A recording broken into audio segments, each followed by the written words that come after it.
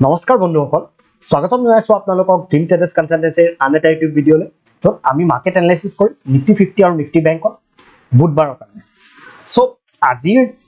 মাৰ্কেটটোৱে কেনেকুৱাকৈ মোমেন্টাম কৰিলে প্ৰথমতে আমি চাই লওঁ আজি যিহেতু নিফটি ফিন সাৰ্ভিস যোনটো আমি কওঁ সেই ইন্ডেক্সটোৰ এক্সপায়াৰী আছিলে আৰু ফিন নিফটিত আমি ইমান এটা বহুত ডাঙৰ মোমেন্টামটো দেখা নাপালো সাইডৱেজ বা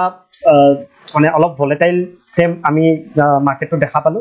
নিফটি 50 আমি কেনেকুৱাকৈ দেখালো পালো আমি প্ৰথমতে চাই লওঁ নিফটি 50 আজি ভাল মোমেন্টাম আছিলে ওপৰ সাইড ফাৰ্স্ট হাফটো তো ইয়াতে যদি আপোনালোকে চাই গ্যাপ ডাউন হোৱাৰ পিছতো মাৰ্কেটে এই যোনডাল ক্যান্ডেল বনালে এই ক্যান্ডেলডাল বহুত ষ্ট্ৰং এডাল ক্যান্ডেল আমাক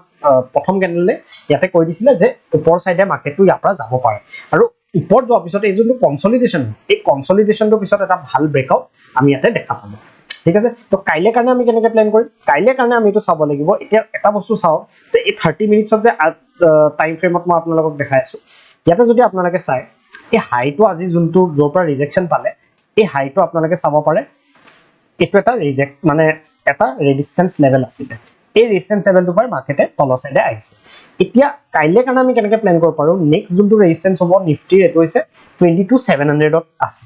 ঠিক আছে তো কাইলে কাৰণে এই প্ৰাইস একচনটো কেনেকৈ ফৰ্ম হ'ব পাৰে ওপৰ সাইডে গৈছে মাৰ্কেট আজি ৰিট্ৰেস কৰিছে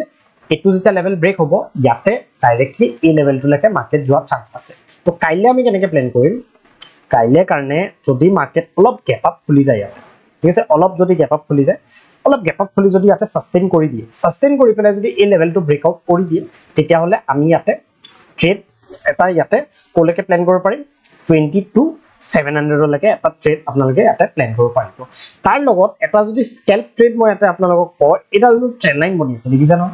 এই ট্ৰেন্ড লাইনডাল দেখিছে ইয়াৰ পৰা এতিয়া কি হ'ব পাৰে কি মাৰ্কেটটো যদি অলপ ফ্লেট খুলি পেলাই যদি মাৰ্কেটটোৱে এই লেভেলটো ব্ৰেকআউট কৰি দিয়ে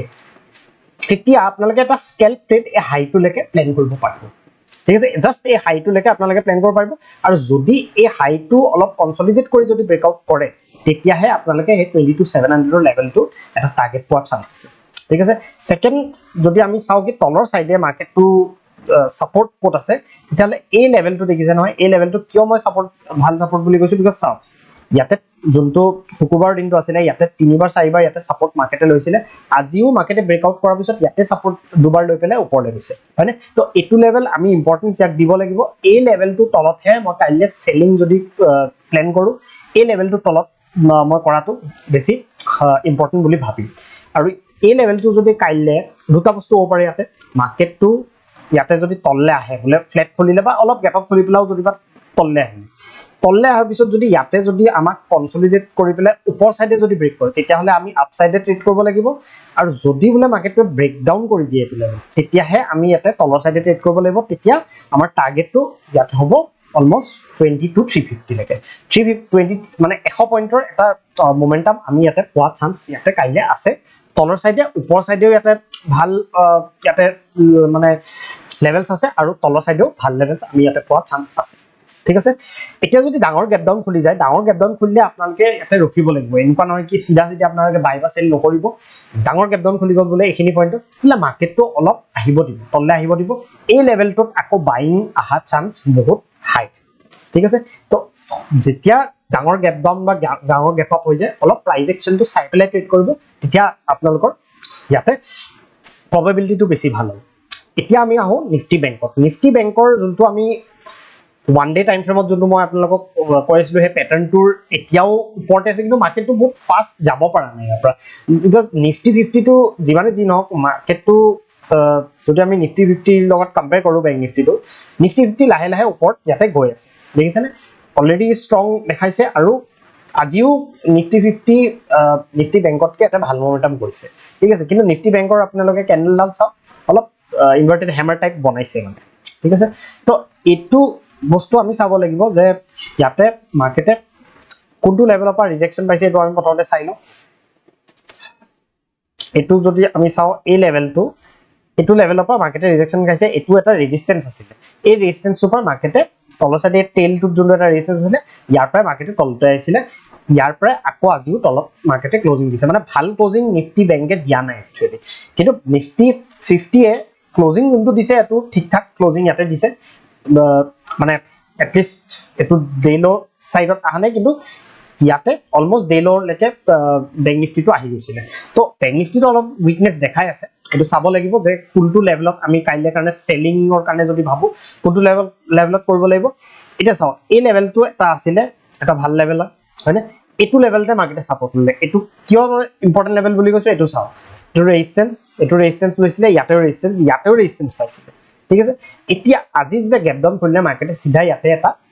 সাপোৰ্ট লৈ ললে এন্ড এটো লেভেল অলমোস্ট 48000 এৰ ওচৰা-ওচৰি মাৰ্কেটটো চলি আছে এতিয়া ঠিক আছে এটা এটা ৰাউন্ড লেভেল হয় তো এতিয়া কাইলে কাৰণে এটা প্যানিক আমি তলৰ সাইডে কেতিয়া দেখিবলৈ পাম যদি মাৰ্কেটটো অলপ ফ্ল্যাট খুলি পেলাই কনসলিডেট কৰে এই লেভেলটো যদি ব্ৰেকডাউন কৰি দিয়ে তেতিয়া হলে আমি এটা প্যানিক ইয়াতে